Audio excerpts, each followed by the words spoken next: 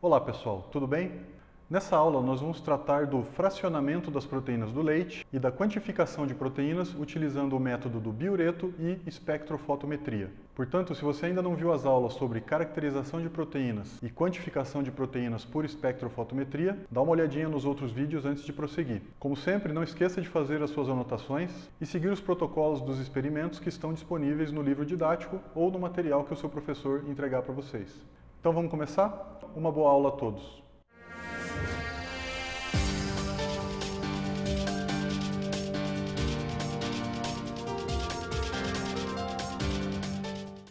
Bom pessoal, antes da gente começar os experimentos propriamente ditos, nós precisamos falar um pouquinho sobre a composição química do leite. Como vocês já sabem, o leite é composto de vários nutrientes importantes, dentre eles proteínas, carboidratos na forma de oligosacarídeos, principalmente na forma de lactose, e também gorduras na forma de triglicerídeos de composição variada. O que nos interessa hoje é falar sobre as proteínas presentes no leite. São três as principais proteínas que encontramos no leite. A principal delas é a caseína, também temos a lactoalbumina e a lactoglobulina. Dessas três proteínas, a quantidade de caseína encontrada no leite de bovinos, no leite comum de vaca, é em média de 85%. Esse número pode variar, obviamente, dependendo do lote. Já no leite humano, a porcentagem de caseína é de aproximadamente 40%. A caseína é uma proteína que apresenta um aminoácido modificado chamado fosfoserina. Esse aminoácido, que é carregado negativamente em pH fisiológico, é o responsável pela ligação dos íons de cálcio presentes no leite. Como vocês já viram nas nossas aulas anteriores sobre pH, quando nós aumentamos as concentrações de prótons numa solução, ou seja, quando nós diminuímos o pH, aqueles grupamentos ácidos que em pH próximo de 7 eram carregados negativamente, passam a ser protonados e, portanto, perdem a sua carga. Portanto, se a gente pegar um pouco de leite e de alguma forma diminuir o pH, ou seja, aumentar a concentração de prótons, isso vai acarretar na neutralização das cargas negativas presentes nas fosfoserinas que formam a caseína. Com a neutralização dessas cargas negativas, a caseína vai se aproximar do seu ponto isoelétrico. Isso vai fazer com que a interação proteína-proteína seja favorecida, fazendo com que as micelas de caseína se juntem e precipitem, num processo que nós podemos chamar de coagulação do leite. Esse processo é amplamente utilizado na fabricação de queijos, coalhadas e iogurtes. Nesses casos, os micro-organismos que metabolizam os açúcares presentes no leite vão formar ácido lático, que consequentemente vai abaixar o pH e, portanto, promover a precipitação da caseína. Dito isso, agora que vocês sabem o princípio de coagulação das proteínas do leite, em especial da caseína, vamos partir direto para o nosso primeiro experimento e ver como é que isso acontece. Muito bem, pessoal. Então nós vamos preparar as amostras que nós vamos utilizar posteriormente para fazer a quantificação de proteínas. A primeira coisa que nós vamos fazer é a precipitação isoelétrica da caseína do leite. Então para isso nós vamos utilizar 10 ml de leite, leite de vaca normal. Então eu vou pegar aqui 10 ml.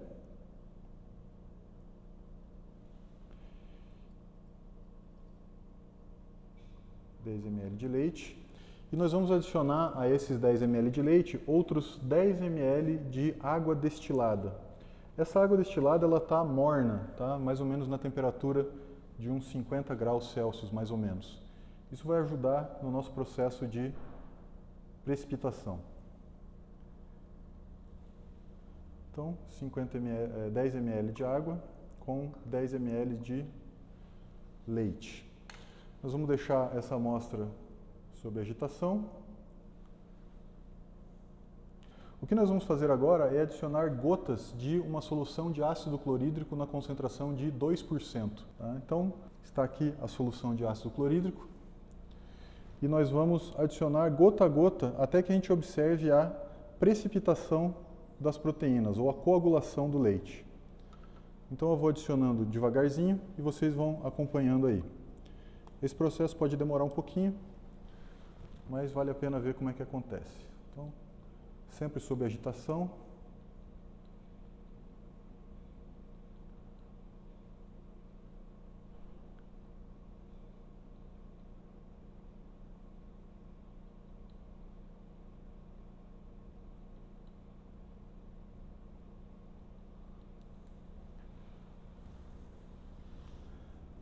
Vou colocar mais um pouquinho.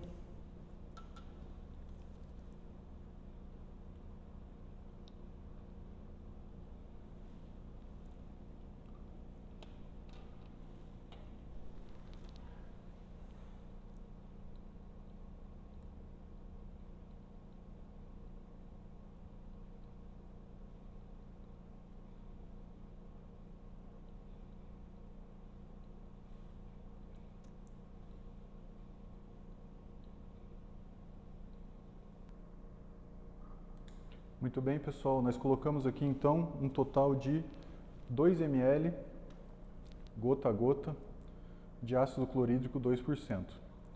Agora nós vamos parar a agitação e aguardar para esperar a coagulação do leite. Como eu falei, esse processo demora um pouquinho, então vamos aguardar alguns minutinhos. Ok, pessoal, passado mais ou menos uns 5 minutinhos, já dá para ver que o leite está coagulado. Tá? Vocês conseguem observar? Conseguem ver que os flocos que foram formados ali, né? Talvez com o fundo preto fique mais fácil. Ó. Ok? Então esse leite que agora está coagulado, essas proteínas que foram precipitadas, nós vamos filtrar e tirar essas proteínas da solução. Então vamos botar isso aqui um pouquinho para trás. E esse leite coagulado nós vamos filtrar na nossa amostra, que nós vamos chamar de PF, que são as proteínas do filtrado. Então aqui nada mais é do que um papel filtro, um funil. Nós vamos deixar essa solução filtrar. Estão vendo aqui embaixo? Então, essa aqui vai ser a nossa amostra chamada de PF, proteínas do filtrado. A segunda amostra que nós vamos utilizar para quantificar proteínas vai ser relativa à porção total de proteínas do leite. Então nós vamos chamar essa amostra de PT, proteínas totais. Só que nós vamos diluir essa amostra com um fator de diluição igual a 20 vezes. Então, para fazer isso, eu vou utilizar meio ml de leite, 0,5 ml de leite, e vou solubilizar esse 0,5 ml de leite em 9,5 ml de água. 9,5 ml de água. Se vocês lembrarem lá da fórmula de como determinar o fator de diluição, que a gente viu na aula passada, vocês vão ver que essa diluição vai ser igual a 20 vezes. Um fator de diluição igual a 20 vezes. Vamos homogeneizar a amostra.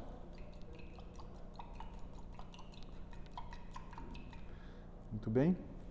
Então aqui nós temos as duas amostras que nós vamos dar prosseguimento na próxima parte.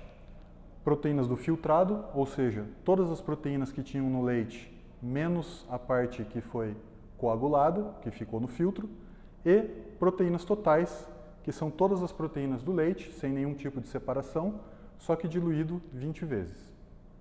Então vamos continuar para ver o que a gente vai fazer com essas amostras.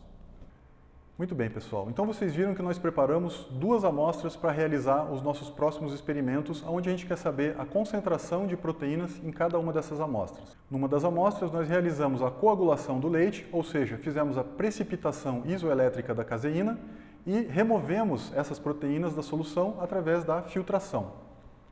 Então nós temos aqui a nossa fração que é chamada de PF, a nossa fração de proteínas do filtrado.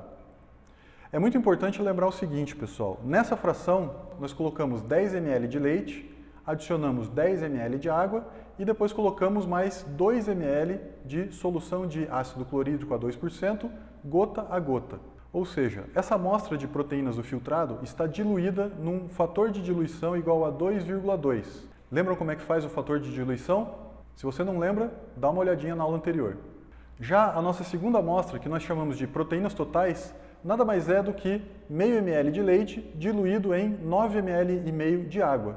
Ou seja, essa amostra não tem nenhuma das suas proteínas removidas. O leite foi simplesmente diluído num fator de diluição igual a 20 vezes. Conhecer o fator de diluição em cada uma das amostras vai ser bastante importante para que a gente possa calcular a quantidade de caseína presente nessa amostra de leite. Agora, para fazer a quantificação de proteínas presentes nessas amostras, nós vamos utilizar a reação que vocês já conhecem do biureto e vamos medir a absorvância de cada uma dessas amostras utilizando o espectrofotômetro. Preparadas essas duas amostras, nós vamos agora fazer a reação do biureto para determinar a concentração de proteínas em cada uma dessas amostras.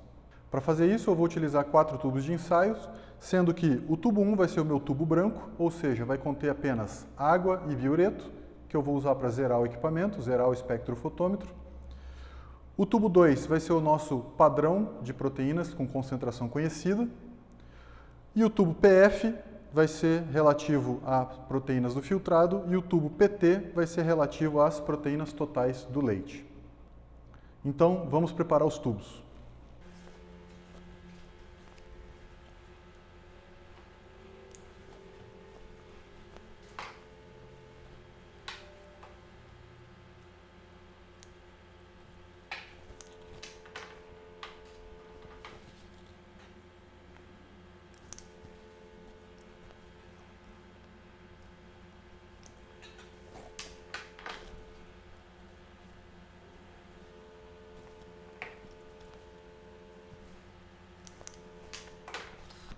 Muito bem, pessoal. Agora, todos os tubos têm um volume de 1 ml, sendo que o tubo 1 tem 1 ml de água, o tubo 2 tem 0,6 ml de uma solução de proteínas de concentração padrão 5 mg por ml, a mesma que a gente usou na aula passada, mais 0,4 ml de água destilada.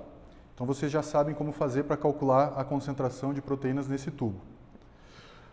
O tubo PF tem 1 ml da solução de proteínas filtradas e o tubo PT tem 1 ml da solução de proteínas totais do leite. O que falta a gente fazer agora é colocar em cada um dos tubos 5 ml de solução de biureto.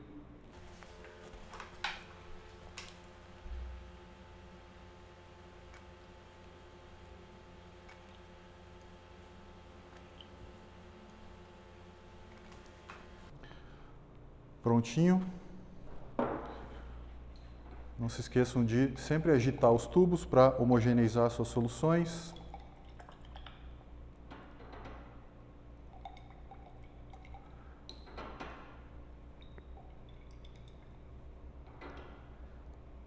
Então, para essa reação ficar completa, nós temos que aguardar 10 minutinhos para a cor se estabilizar e daí a gente vai fazer a leitura lá no espectrofotômetro. Então vamos lá, pessoal. Já passou os 10 minutinhos, as cores dos nossos tubos aqui já estabilizaram. O que a gente precisa fazer é fazer as leituras das absorbâncias. Então, como sempre, em espectrofotometria, a primeira coisa que vocês têm que conferir é ver se o comprimento de onda que está selecionado no equipamento é o que o nosso protocolo pede. Então, novamente, é a nossa técnica do biureto, pede comprimento de onda de 540 nanômetros. Segunda coisa é zerar o equipamento ou dizer para o equipamento que concentração de proteínas igual a zero vai ter absorbância igual a zero. Nós fazemos isso utilizando o nosso tubo branco. Então, tubo branco é o nosso tubo 1, que só tem água e biureto. Colocamos ele na cubeta, vai lá no equipamento e dizemos para o equipamento que essa amostra tem absorbância igual a zero. Zerado. A partir de agora, o que a gente precisa fazer é simplesmente anotar as leituras das demais amostras. Então, vamos limpar aqui a cubeta. Vocês já viram isso na aula passada. O nosso tubo 2 é o nosso tubo de referência, ou seja, é o tubo de concentração de proteínas conhecido.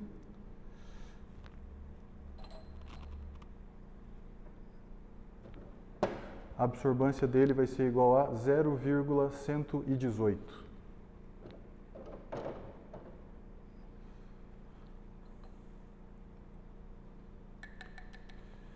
E as nossas duas amostras que nos interessam hoje,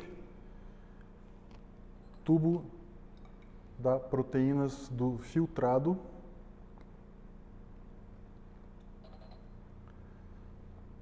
a absorbância desse tubo vai ser igual a 0,077. 0,077.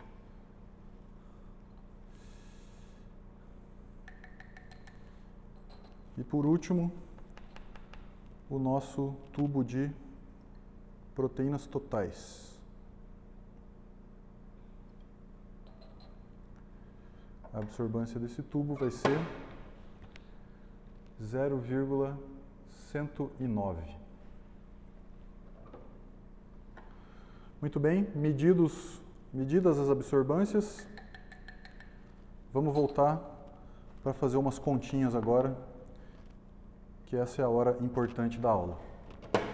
Então vamos voltar lá para o quadro.